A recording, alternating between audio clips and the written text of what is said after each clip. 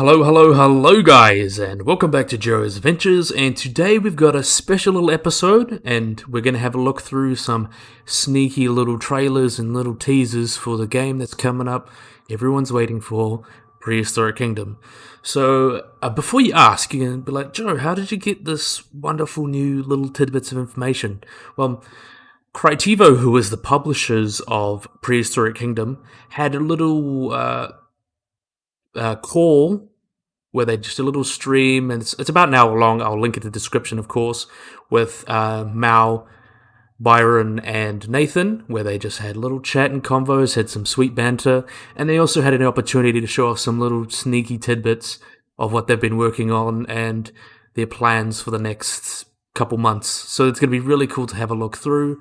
So we can see here, we're going to start off with the first image. We've got the woolly mammoths. Now, this has to be one of the best woolly mammoths I've ever seen. I'm just in love with that fur shader, because Seth did that. He was a newer developer, and wow, it's just so awesome to see it. I'm just so impressed with this shader. Like, just look at that fur. I've always wanted to see a game with, like, simulated mammoth fur, and I've finally got it. I really loved how this came out, and I really like this skin as well. I really like the black. I really like that, and the nice tusks and everything. And we can see a little bit of the extra scenery here. We can see we've got shades there, animal shades with these poles, and you'll see soon they're fully customizable. We can see all these different rocks and things that really add texture to the ground. I see these bushes here, different trees and such. See this wonderful fence going on here, and then we can see this looks like a feeder here. We can see there's lovely watermelons and hay and ferns. It looks really nice. You should be really happy with how it came out. I'm just so impressed with how the game's come up so far. I'm just really impressed. So that's the first image. We're going to go to the next one here. We have got... This one's supposed to be a Smilodon enclosure. You can see it's very much stylized like a lot of zoo enclosures. You can see it's kind of got a moat in it and it's sunken in, so you can see, go around and look into it, the tiger pit sort of design. I really like how that came out. And you can see that lovely Smilodon populatar sitting in the corner there, just chilling. Well, not in the corner, in the middle. Clearly likes a nice rock to sit on, like most cats. And you can see a lot of the modular stuff that's been put down as well. All this rock works modular, and you can change it, and as you'll see soon, you can change it and morph it and make it look really interesting. That looks really nice there. You can see the even user-made platform there that you can see. That'd be good for climbing. Now, Prehistoric Kingdom doesn't really have animals that would benefit from a Planet Zoo style climbing, but animals should be able to climb, and like big cats and such, and maybe dromaeosaurs and things like that should be able to climb some surfaces. Just not as complex as not Prehistoric Kingdom, Pink Ape. And we can see we've also got a little feeder in there, all with hunks of meat, and clearly he's not going hungry. And we can see the T-Rex cafe back there, along with the restroom. And yeah, I'm just really in love with these plants. It just looks really great. Can't wait to get my hands on this, really. I love it.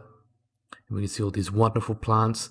There's a lot of games kind of just weird. They have like the plant stories. It's just like bottom plants and then trees.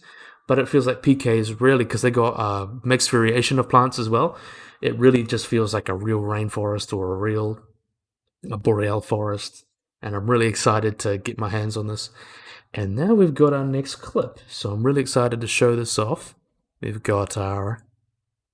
Drum roll, please.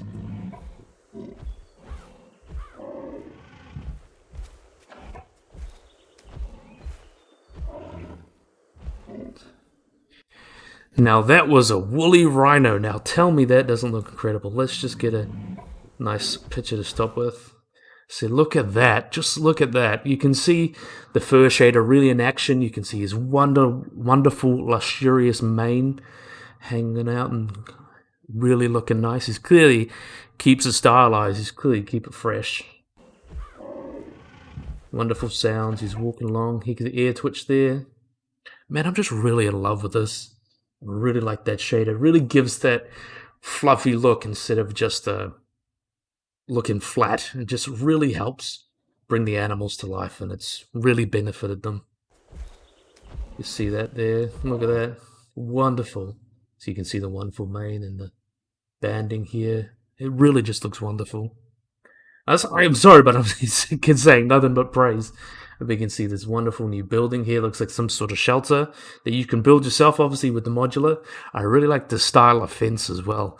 I like that. It reminds me a lot of zoos tend to have, when they have rhinos or hoofstock, they kind of have just logs, so people can like duck in if they need to go in the rhino enclosure, but if they need to get out, they can just duck through, so the keepers can go through, but the rhino can't. It's really useful for maintenance and stuff like that, especially when you're dealing with dangerous animals like rhinos. And we can see this wonderful indoor area in the back that has all this wonderful structure stuff. You can go and probably a lot of go inside as the stables. Looks really nice. See if we can get a better look at it from here. Yep.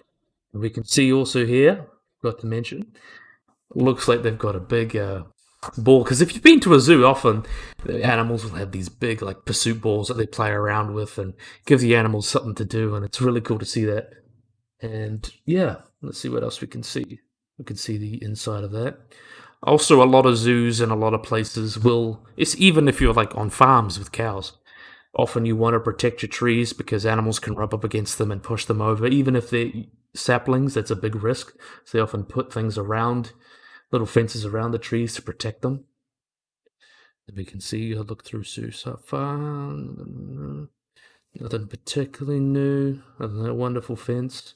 And yeah, we're done with this clip. And next is really showing off the mammals today. I really like showing off the mammals because I feel like that's a really unique selling point for PK, because there's a couple of other games with dinosaurs, of course. I don't need to name names because we all know. But it's really cool that there's something different and distinct to really come into PK, especially these prehistoric mammals. And now we've got another clip with another wonderful mammal. We'll see how it goes.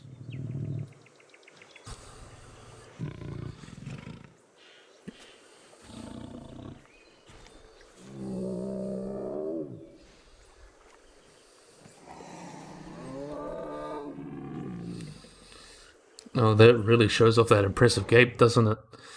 So one thing about Smilodon is that they're specially adapted for biting and surgically into animals' necks to pierce jugular, and that's a very quick and fast way of killing. That's why they have the ability to open their jaws so wide.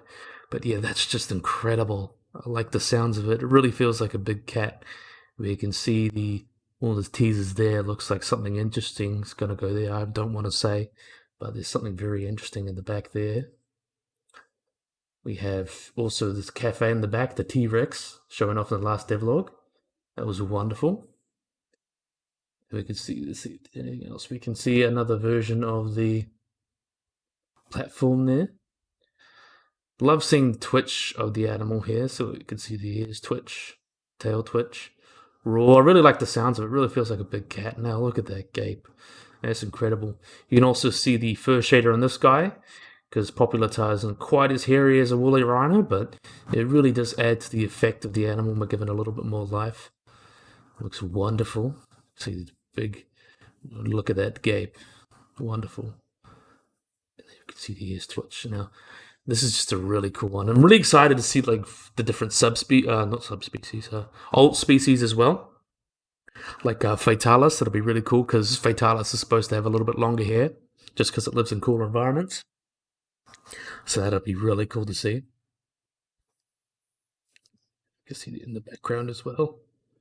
And again, yeah, that looks wonderful. So yep, now we're going to be moving on to just a little time lapse. So you have a look at this building, a Tyrannosaurus enclosure, and we'll just comment on the way and have a look.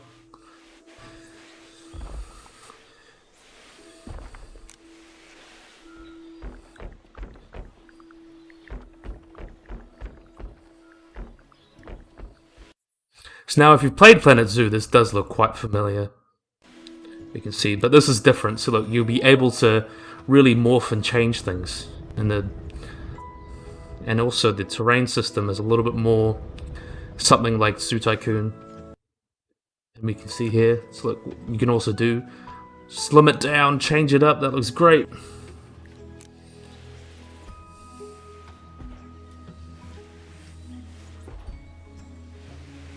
let's just appreciate Byron's beautiful music.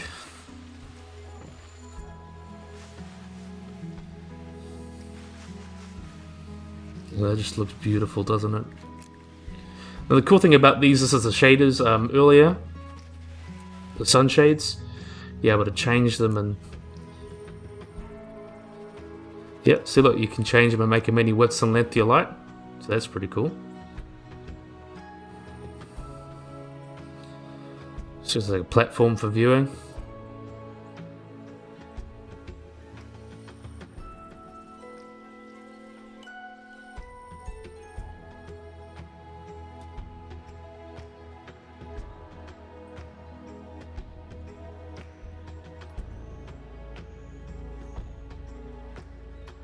Now look at that little tower going on there.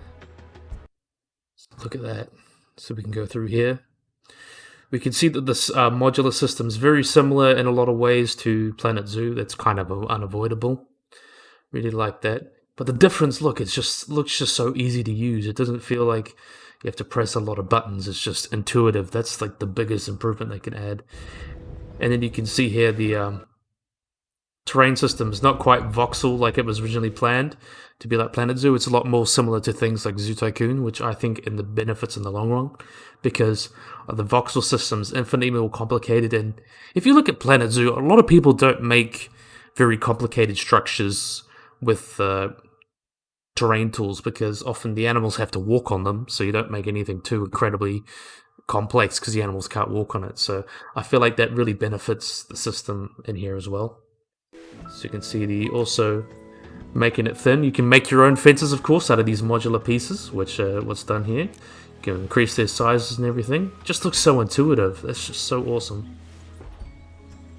Just the ease of it. That's just, I just want to build something amazing quickly then. That's just awesome. Simple, easy. Can't wait to get my hands on this. Then we can see you can drag it, pull it up. See? Yep, wonderful. And you can drag it out. Zoop, zoop. So it's very shady for your animals. And you can have this viewing platform here, like a ranger tower.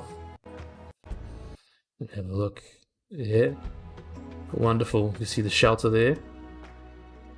And then we can show it off with the enclosures, the T-Rex B-roll.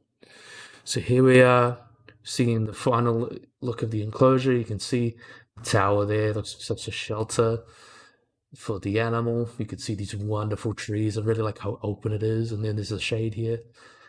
Just looks really wonderful, and you can see the Rex in the corner there.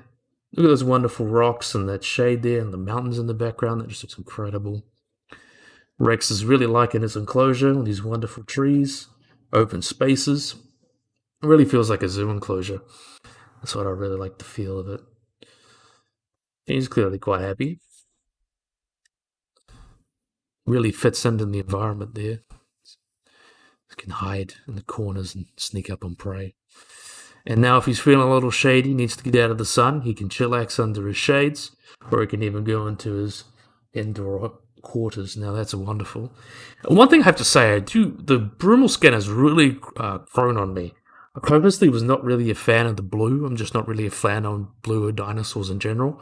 But as a nice skin, I quite like it. And it's nice to see feathers also getting some love. It just looks great.